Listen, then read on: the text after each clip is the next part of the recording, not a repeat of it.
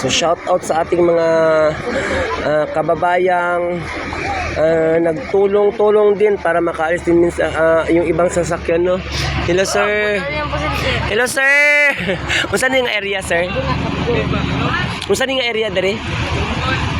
So dito daw sa kahabaan ng National Highway, so nandito si Sarge, no? Ayun. Tinanong natin kung anong area ito. Ito pala yung area ng ng Tunggol. Tunggol pa sa National Highway ng Pikit. So dito tayo sa Tunggol daw, no, na area. Dito tayo sa Tunggol na area. Ayan guys. Yan. Umapaw talaga yung tubig. Yan. Yung ibang bahay talaga napawa na doon, no? Medyo doon sa dulo, medyo napawa na ng tubig.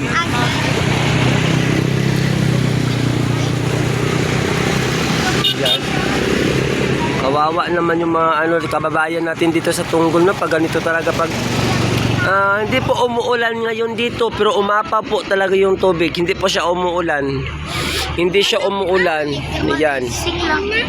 Hindi siya umuulan, pero tumaas talaga yung tubig kasi umapaw na yung tubig doon sa riverbank nila dito sa Tunggol.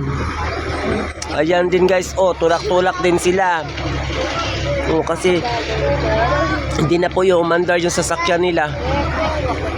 Yan, kasi naabot na po ng ng tubig. So ang hirap talaga guys pag ganito ang sitwasyon, no?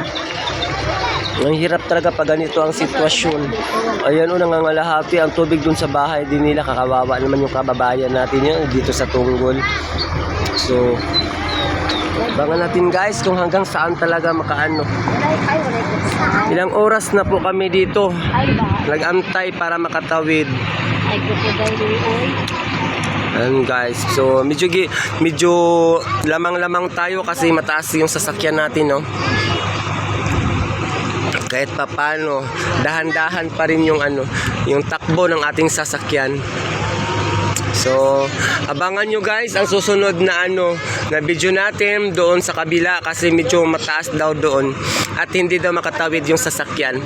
So, try natin i-video mamaya guys kung hindi ba delikado mag-video kasi yung inaalala din natin baka mahulog yung cellphone natin.